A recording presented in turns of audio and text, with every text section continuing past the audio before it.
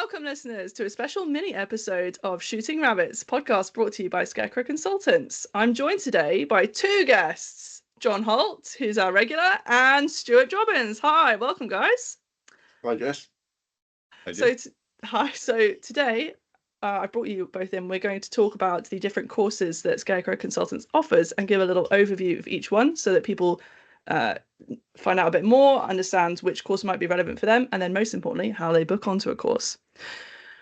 So our usual listeners know that we usually ask two questions on Shooting Rabbits. Today I have altered them slightly. So instead of what story and what lessons have you learned, we're going to have what course are you going to share about today and what lessons can everyone else learn?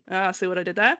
So Jon, I think we'll start with you to talk about the MBSE courses that Scarecrow offer. What course are you going to share about today? What lessons can everyone else learn?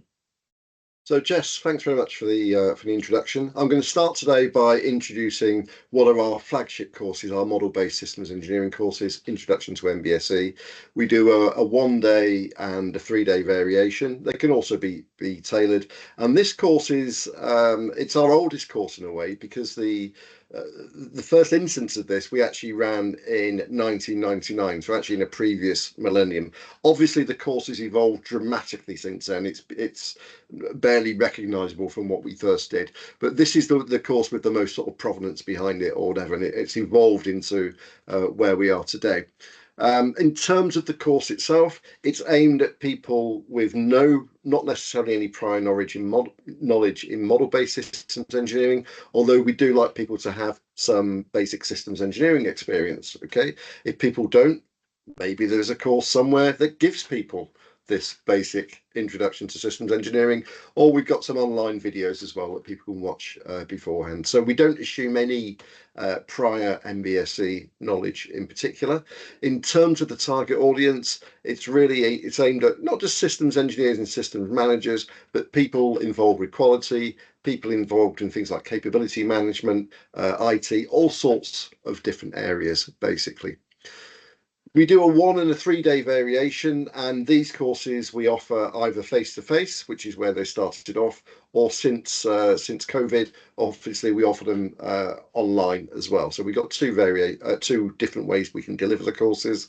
We try and limit the number of attendees to 12. And in terms of the content, what will people learn from this? What lessons will they learn? I mean, the big question is, of course, why MBSE? And so this is one of the things that we cover in terms of the myths and the misconceptions, of which there are many concerning MBSE. And we cover our now relatively famous MBSE in a slide and MBSE evolution, but we also talk about modelling, so the art of modelling, so not just structural and behavioural modelling, but also in crucial modelling concepts such as levels of abstraction, consistency, complexity, and so on. So that basically covers the 1 day course. The 3 day course is day 1, plus a lot more detailed modelling. So we really dive into things like ontology modelling, consistency across everything, which is of course the essence of MBSE, alternate visualizations as well. So, it's not all just about SysML. We can visualize things in any way we want to. And then we look at things like interface modeling, configuration, verification, needs, so requirements modeling, context, stakeholders, scenarios, validation, all sorts of different things. And we also talk about frameworks as well. So that's just a very quick overview of what we do on our MBSE courses, Jess. Great, thank you for that, Jon. And what you said about this, you only limit to 12 people, that's so everybody can get the dedicated support that they need through the training course. So people are getting a really personalised experience. Because the courses, part of the success of the courses, a large part is on the interaction that we get going with the attendees. And it is important that everybody feels that they can make themselves heard, and that, they're getting that one-on-one time as well with the course tutors. So, yeah. Absolutely. Great. Thank you very much, Jon. Okay, so Stuart, first of all, welcome to Shooting Rabbits. Thank you very much. Thanks for coming along. So to remind you, the questions are, what course are you going to share about today, and what lessons can everyone else learn? Okay, so the course I want to share is Beginners Agile in Systems Engineering. This is intended for system engineers who've probably come across Agile from the software world, but possibly don't have an understanding of how Agile applies to the system engineering world. It's aimed largely at people with physical systems engineering systems rather than those that might be entirely software based. It's a one-day course, either in person or remote. It's intended for, say, system engineers who are designing bespoke system engineering solutions, but maybe not well versed in Agile. Maybe they've heard some of the terminology, maybe it's a little confusing to them. So we're going to explore what the terms mean, how they apply. There are some that believe that it's an all or nothing basis where you apply a waterfall type solution for systems engineering, and there's many people who don't even understand that. And the Agile is a replacement for the entire process. I'm not of that camp, and I believe that Agile is best approached as a method that can be applied in various parts of system engineering. So we'll explore the basics of Agile, and that will enable us to get to audiences who really want to learn what Agile means, where it's applied in systems engineering, why it's different to the software text, and how you should interpret it. And I suppose to know which things to avoid and when to avoid them, when to apply the technique and when to be wary of applying the technique. So yeah, I think that really covers the lessons that you attempt to learn from that. It really is a jumping off point, very much a beginner's guide to get people to go and read the texts. It hopefully will help them undo some of them, well, following on Jon's myths and misconceptions in the various texts that are out there.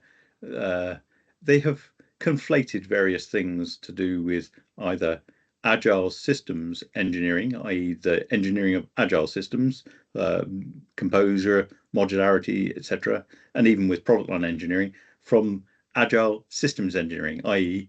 the system engineering process that is Agile. And we'll try and cover all of those things. Yeah. Excellent. So it's a foundation really to then be able to go and look at those other texts when you're back at your desk and have a context. Absolutely. And having spoken to an expert before you go away and start implementing it yourself. Brilliant. Thank you so much, Stuart.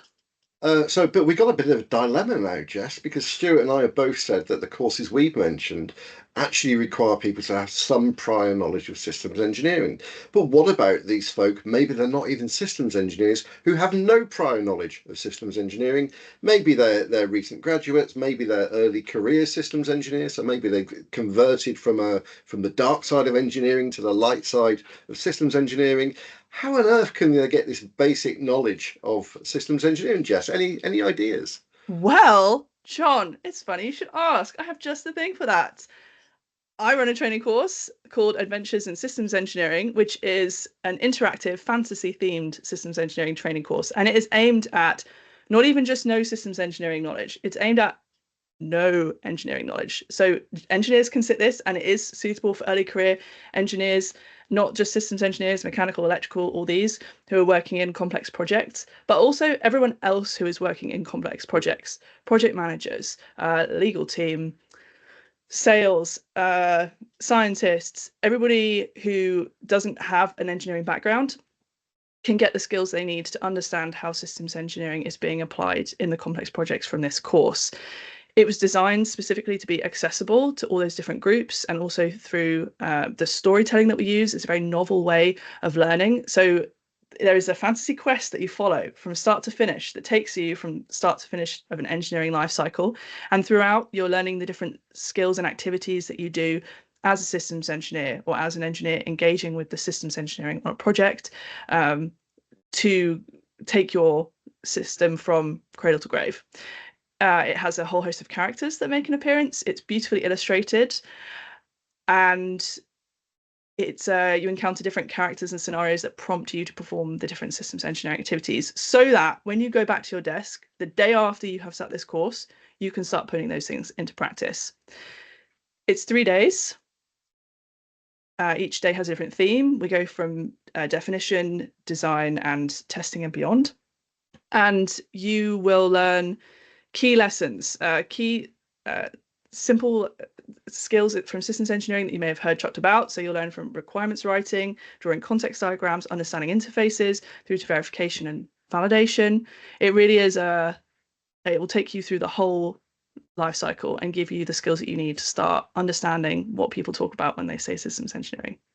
So really, there's no prior knowledge whatsoever. It's almost like a greenfield, Exactly. almost like the green grass of home, almost start point for your systems engineering. In this case, quite literally a journey that you go on. It is a throughout journey. the training course. So yes, so we've had people from engineers who've been working in technical projects for a number of years take it. We've had project managers who've worked in engineering companies for a while and wanted that additional technical understanding. We've had 14-year-old work experience students sit this course, and they've still all got something from it. So it really is no systems engineering knowledge required at all. You will have an awful lot of fun. Okay, fabulous. Thanks very much for that, Jess. As a quick overview. No, thanks, John. It's nice to be asked a question. Flipping the tables once in a while. Okay, so we've talked about the different courses, but what do all of our courses have in common? Okay. Well, I think there's a couple of things. So first of all, there's I'm going to mention do a bit of an advert for Incosi UK, soon to be the Institute for Systems Engineering, and they run an endorsed training provider scheme where particular training courses delivered by specific trainers get assessed and essentially monitored over a period of time and get essentially the Incosi stamp of approval. This is called the Incosi UK endorsed training provider program. All the courses that we've mentioned so far, so your course, Jess, my course, Stuart's courses, are all covered by this as well. So it's almost like the quality mark of approval for our training courses. So that's something, a bit of added value that we offer that that many organisations don't. Stuart? Oh, and don't forget, if you're professionally registered, all of these will accrue professional registration points. 1 per hour, of course. So a day's course is worth 8 points to your professional development. And give us some examples of who these might be recognised by. Oh, anybody who's continuing their professional development as a chartered engineer or an incorporated engineer, or even on the ACEP or CSEP programs. Right, fabulous. So it can be used as a recognised input to ACEP to certification. Yes. Fabulous. And what's the one last thing they all have in common? After 3, 2, 1.